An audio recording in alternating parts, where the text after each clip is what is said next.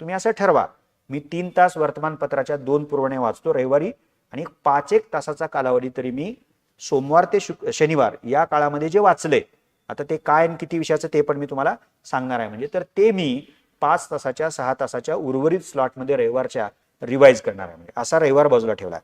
ह्या सोमवार ते शनिवारचं टाइम टेबल आपलं कसं असलं पाहिजे. आता तुमची बॅच सुरू झाली की तुम्हाला वेगवेगळे विषय शिकवायला सुरुवात केली जातील.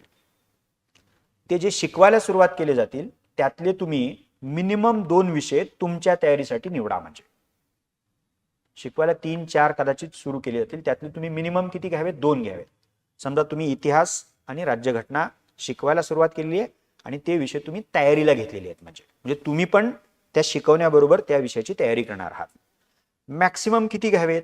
आता समजा 4 शिकवायला सुरुवात केली, मग तुम्ही असं ठरवलं की मी 4ची तयारी करतो. म्हणजे तर शक्यतो तसं करू नका.